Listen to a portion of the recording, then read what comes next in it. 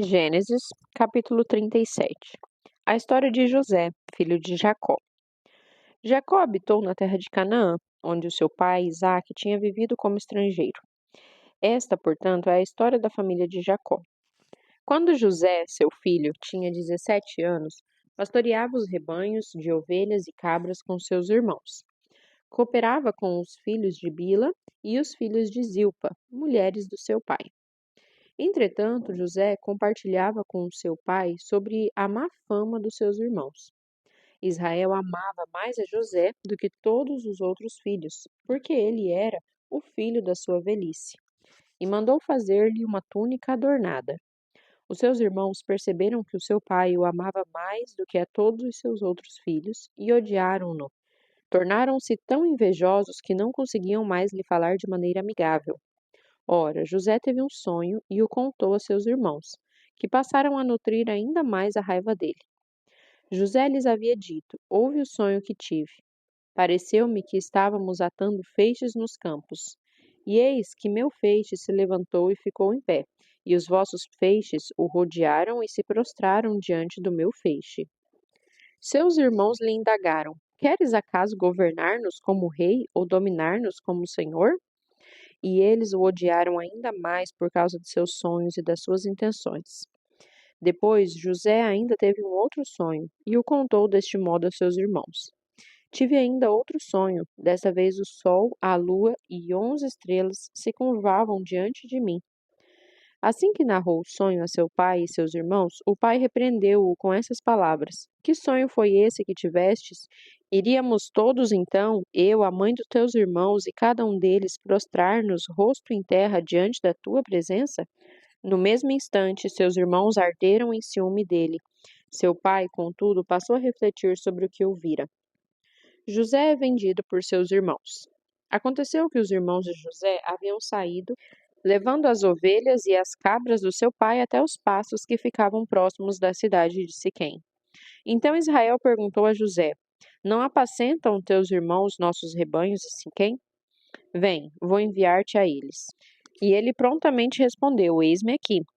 E prosseguiu Jacó: Vai então ver como estão os teus irmãos e os rebanhos, e traze-me notícias. Ele o enviou quando estava no vale de Hebrom. Mas José se perdeu quando estava próximo de Siquém. Um homem o encontrou vagueando pelos campos e lhe indagou: Que procuras? E ele respondeu: Procuro meus irmãos. Indica-me, por favor, onde costumam apacentar os rebanhos. Então o homem informou-lhe: Eles levantaram acampamento daqui. Eu os ouvi dizer: Vamos para Dotã. Assim José partiu à procura dos seus irmãos e os encontrou em Dotã. Eles o viram de longe e, antes que pudessem chegar mais perto, tramaram sua morte. E combinaram entre si: Eis que vem se aproximando aquele sonhador. Vinde, matemo-lo, joguemo-lo numa cisterna qualquer, diremos que um animal feroz o devorou, veremos o que acontecerá com seus sonhos. Todavia, Ruben, ouvindo isso, salvou-o de suas mãos. E propôs aos irmãos: Não lhe tiremos a vida, afirmou Ruben. Não derramareis sangue humano. Lançai-o nesse poço aqui no deserto, mas não ponhais a mão sobre ele para o ferir. Ele somente dissera assim para livrar José das mãos deles, e assim que possível, restituí-lo a teu pai. Então, quando José chegou junto deles, despojaram-no da sua túnica, a túnica de mangas longas e adornada que ele vestia, arremessaram-se contra ele e o lançaram na cisterna. Era um poço vazio e sem água. Depois sentaram-se para comer. Entretanto, ao erguerem os olhos, eis que viram uma caravana de ismaelitas que vinha de Gileade. Seus camelos vinham carregados de especiarias, bálsamo e mirra, que estavam transportando para o Egito. Então sugeriu Judá a seus irmãos: De que nos aproveita matar nosso irmão e escondermos seu sangue? Vinde, vendamo-los aos ismaelitas, mas não ponhamos a mão sobre ele. É nosso irmão, da mesma carne que nós. E os seus irmãos o ouviram. Quando passaram os mercadores ismaelitas, eles retiraram José da cisterna. Venderam José aos ismaelitas por 20 peças de prata, e estes o levaram para o Egito. Entre mentes, quando Ruben retornou à cisterna, eis que José não estava mais ali. Então, enfurecido, rasgou suas vestes. E saindo ao encontro de seus irmãos, desabafou: O rapaz não está mais lá. E eu, aonde irei? Então eles degolaram um bode e ensoparam de sangue a túnica de José. Em seguida, a mandaram entregar ao pai com este recado: Eis o que encontramos. Vê se é ou não a túnica do teu filho. Jacó observou e afirmou: Certamente é a túnica do meu filho. Um animal selvagem o esquartejou e o devorou. José foi trucidado. Indignado, Jacó rasgou suas vestes, vestiu-se de pano de saco, conforme a tradição, e pranteou durante muitos dias por seu amado filho. Todos os seus filhos e filhas se achegaram para oferecer-lhe consolo. Contudo, ele recusou toda e qualquer consolação e declarou: Não, é um luto que descerei ao Sheol para me encontrar com meu filho. E continuou a chorar a perda do seu filho José. Enquanto isso, no Egito, os medianitas vendiam José a Potifar, oficial do faraó e capitão da guarda imperial. Gênesis capítulo 38. A história de Judá e Tamar. Aconteceu que nesse tempo Judá se separou dos seus irmãos e foi morar na casa de um homem de Odalã, que se chamava Ira. Ali Judá encontrou a filha de um cananeu chamado Suá. Casou-se com ela e a possuiu. Ela concebeu e deu à luz a um filho, e o pai o chamou de Outra vez ela concebeu e gerou um filho que chamou de Onã. Quando estava em Quezibe, engravidou novamente e teve um outro menino que chamou de Selá. Mais tarde, Judá casou seu filho primogênito, com uma mulher chamada Tamar. O Senhor Deus reprovou severamente as contínuas atitudes perversas que o filho mais velho de Judá, praticava, e por esse motivo o fez morrer. Então Judá orientou Onã: Vai, a mulher do teu irmão, cumpre com ela o dever de cunhado, casa-te com ela e suscita uma posteridade a teu irmão. Ora, Onã tinha uma consciência de que o filho que nascesse não seria considerado como seu. Por isso, cada vez que tinha relações sexuais com a viúva do seu irmão, ele deixava que o esperma caísse no chão para que o seu irmão não tivesse descendentes por meio dele. O Senhor ficou irado com a atitude desobediente e egoísta de Onã e o matou também. Então Judá pediu a sua nora Tamar: Volta à casa do teu pai e mora lá como viúva até que meu filho Selá se torne adulto, porquanto temia que ele viesse a morrer por algum motivo, como ocorrera com seus irmãos. Sendo assim, Tamar voltou a residir em casa de seu pai. Passaram-se muitos dias e a filha de Suá, a esposa de Judá, morreu. Quando Judá encerrou o seu luto, foi até Tina com o seu amigo Ira, o Adulamita, a fim de observar os trabalhadores de tosquia do seu rebanho. Esse fato foi comunicado a Tamar. Eis que o teu sogro sobe a Timna para acompanhar a tosquia das suas ovelhas. Então ela trocou de roupa, abandonando as roupas próprias de viúva, cobriu o rosto com um véu com a intenção de não ser reconhecida e foi sentar-se à entrada da cidade de Enaim, que fica no caminho para Timna. Ela agiu dessa maneira porque percebeu que, embora Selá já tivesse se tornado adulto, ela ainda não lhe tinha sido oferecida em casamento. Assim que a avistou, Judá pensou que fosse uma prostituta, pois ela havia ocultado seu rosto.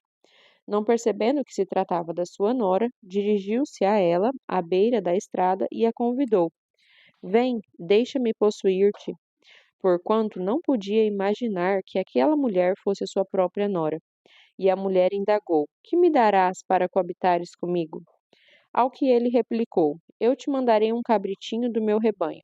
Todavia ela retrucou: Sim, se me deres um penhor de garantia, até que o mandes. E ele questionou: Ora, que garantia queres que eu te deixe? E a mulher prontamente lhe pediu: O teu selo com o teu cordão e o cajado que seguras. Então Judá entregou os objetos solicitados e seguiu com ela. Tiveram relações sexuais e naquele mesmo dia ela engravidou de Judá. Tamar retornou para sua casa, retirou o véu e voltou a colocar a mesma roupa tradicional de viúva. Mais tarde, Judá mandou seu amigo Ira levar o cabrito prometido e trazer de volta os objetos que havia deixado com a mulher, mas Ira não a encontrou. Então perguntou aos homens de Enaim: Onde está aquela prostituta mística que costumava ficar na beira do caminho? Mas os homens responderam: Jamais houve uma prostituta mística nessa cidade. Ira voltou, pois, junto a Judá e lhe reportou: Eu a procurei, mas não me foi possível encontrá-la. Também os homens do lugar me asseguraram que jamais viram uma prostituta mística ali. Então Judá concluiu: Que ela fique com tudo, que não zombe de nós, pois eu enviei o cabrito, mas tu não a achaste. Passados uns 3 meses, foram levar notícias a Judá. Eis que a sua nora Tamar prostituiu-se e ficou grávida por causa da sua má conduta. Então Judá ordenou: Tirai-a para fora de casa e que seja queimada viva. Assim que a agarraram, ela mandou dizer a seu sogro: Sim, estou grávida do homem a quem pertence isto. Vê se o Senhor reconhece a quem pertence esse selo, esse cordão e este cajado. Judá os reconheceu e declarou: Ela é mais justa do que eu, porquanto não cumpri minha palavra, dando-a como esposa ao meu filho Selá, e nunca mais teve relações sexuais com ela. Quando chegou o tempo do parto, descobriram que Tamar ia dar à luz gêmeos. Durante os trabalhos de parto, um dos gêmeos colocou uma das mãos para fora. A parteira pegou um fio vermelho e amarrou-o no pulso dele e afirmou: Foi este quem saiu primeiro. Contudo, aconteceu que ele recolheu a mão e foi o seu irmão quem, de fato, saiu primeiro. Então a parteira exclamou: Tu abriste teu próprio caminho, e portanto o chamaram de Pérez. Em seguida saiu seu irmão, que tinha o fio de escarlate no pulso, e foi-lhe dado o nome de Zerá. Gênesis, capítulo 39. José resiste à mulher de Potifar. José fora, portanto, levado ao Egito, onde os ismaelitas o venderam a um egípcio chamado Potifar, um oficial que era capitão da guarda do palácio. Ora, Yahvé, o Senhor, estava com José, que em tudo teve êxito, e passou a morar na casa do seu senhor egípcio. O senhor egípcio percebeu que o Senhor Deus amparava José e o abençoava em tudo o que realizava. Desta maneira, José ganhou a simpatia do seu dono, que o promoveu a seu ajudante pessoal, como administrador dos seus bens. Potifar deixou a seu cuidado sua própria casa e lhe confiou tudo o que possuía. E a partir do momento em que ele passou a administrar a casa de Potifar e todos os seus bens, o Senhor abençoou toda a casa do egípcio, em consideração a José. A bênção de Yahvé alcançou tudo o que ele possuía em casa e nos campos. Então entregou nas mãos de José tudo o que tinha e com ele não se preocupou com mais nada, a não ser com a comida que tomava. José era um homem de belo porte e tinha um rosto muito bonito. Algum tempo depois, a mulher do seu senhor começou a cobiçar José. E um dia ela o convidou: Vem e deita-te comigo. No entanto, ele se recusou e afirmou à mulher do seu senhor: Estando eu aqui, meu senhor não se preocupa com o que passa na casa e me confiou tudo o que lhe pertence. Ele mesmo não exerce nesta casa mais autoridade do que eu, porquanto nada me negou a não ser a senhora, pois é a esposa dele. Sendo assim, como poderia eu cometer algo tão perverso contra meu senhor e pecar contra Deus? Porém, todos os dias ela insistia que ele se deitasse com ela, mas José se recusava e fazia o possível para se manter longe da presença dela.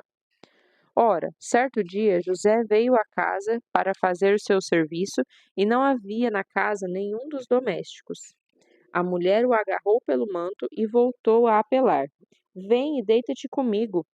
Contudo, ele fugiu da casa apressadamente, deixando o manto preso à mão da mulher. Assim que se deu conta de que na fuga agonizante de José ela havia segurado seu manto consigo, a mulher de Potifar chamou seus criados e lhes alegou: Vede, meu marido nos trouxe um hebreu para nos insultar. Ele invadiu minha casa e tentou abusar de mim, mas eu gritei. Quando me ouviu gritar por socorro, largou esse manto ao meu lado e fugiu daqui. Ela conservou o manto consigo até que o senhor de José chegasse à casa. Então, contou-lhe sua versão da história. Aquele escravo hebreu que nos trouxestes aproximou-se de mim para me insultar. Todavia, quando gritei por socorro, ele largou seu manto ao meu lado e fugiu assustado. Quando o marido ouviu o que lhe relatava sua mulher, eis de que maneira teu escravo agiu para comigo. A sua ira se inflamou tremendamente. O senhor de José mandou apanhá-lo e jogá-lo na prisão, onde estavam os prisioneiros do rei. Assim ele ficou na prisão. Contudo, Yahvé, o Senhor, assistiu José, e estendeu sobre ele sua bondade e poder, e o fez encontrar graça aos olhos do carcereiro-chefe.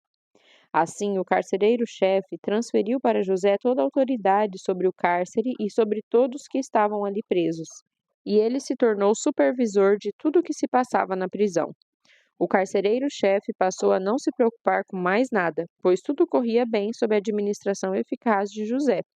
Isso porque o Senhor estava com José e o abençoava com bom êxito em tudo o que realizava.